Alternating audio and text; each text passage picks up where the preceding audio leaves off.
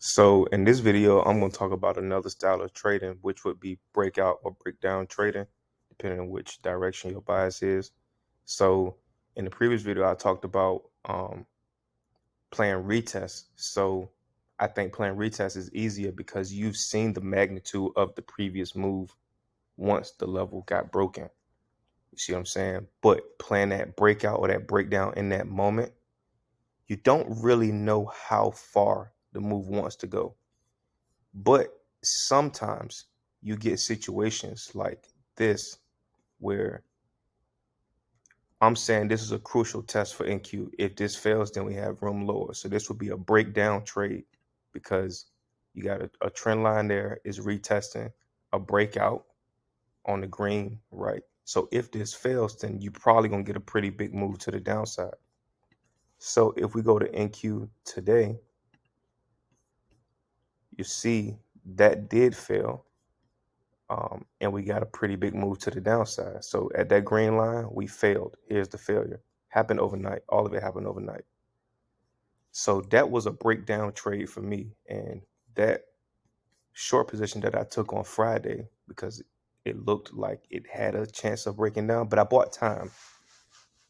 So it's like quick money. So that's how you basically trade breakdowns. You identify what could happen, and if it does happen, then you know what kind of money you can make. Another type of breakdown trade, you can see here I got this level marked in red.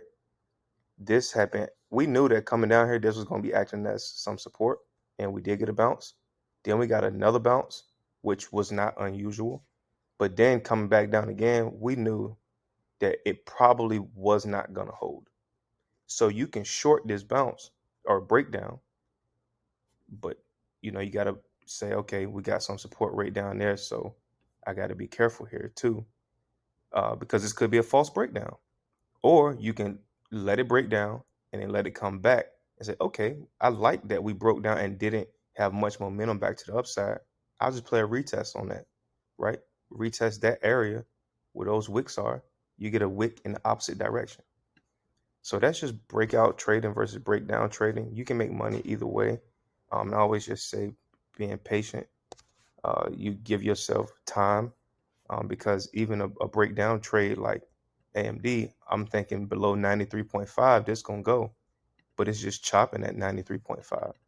I mean, yeah, it probably will break down over the more medium term, but it's hard to sit here and identify whether this breakdown is going to be crucial or not because I just don't have enough data. I'm less of the breakout type of trader, but here you can see there's probably going to be some downside because you're just not holding that support, but you don't see the magnitude of that move. But just looking at that as a breakdown trader, I'd be looking at the 91.91 level and then 91.58. So that area, because that's a retest of some old resistance. So really right down there, 92. So that's how you break down trade or breakout trade. You do the opposite if you were playing to the upside. So, I mean, trading is as easy as you make it. You just wait and be patient, wait for the good setups, and you'll be fine. So I don't have any trades right now.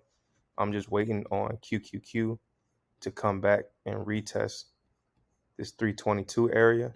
But if it can't get above 319, then I'm looking to buy some time on some puts right here, knowing that we could still retest that 322 area. So I have to buy a little bit of time because it could continue to rise to that retest. At that retest is where I want to be aggressive because I've seen this move down. This is a real move down. So we come back up here to retest this. People who bought the dip right there for the bounce, they're going to sell because they're underwater now.